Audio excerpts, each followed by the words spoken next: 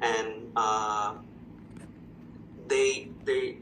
it's it how do you say it? Just to make it easy. So part of the PM 2.5, there are carbons. It's a very complex carbons.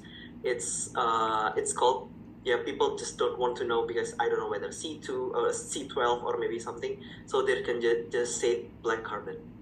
You're correct. It comes from the incomplete combustion from mostly diesel, and when it forms, they be so the black carbon from the transportation made most of it, the brown carbon most of it burned from the sulfur reaction in the agricultural. So it's you're also correct, and the stratospheric ozone, the researchers around the world, they already called all of this, they called it SLCP, short-lived climate pollutants.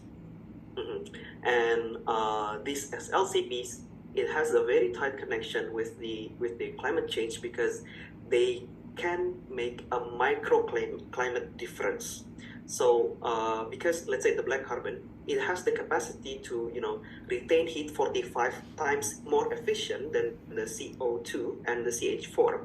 Therefore, when you have an area that's filled with a lot of black carbon and brown carbon like Jakarta, you kind of feel like in that area the heat is higher than on the other part of the area that has trees, that has an open space, because the black carbon itself, they can retain the heat for 45 times more efficient than the CO2, but they only live for a very short time, like 8 to 14 days. That's why it's called short-lived climate pollutants.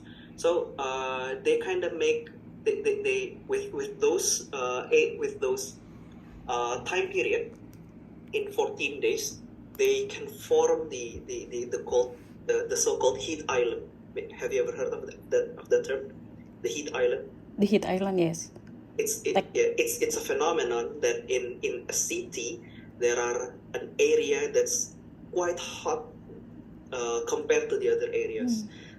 So that's usually how the people make the connections between these SLCPs or air quality problems with the climate change.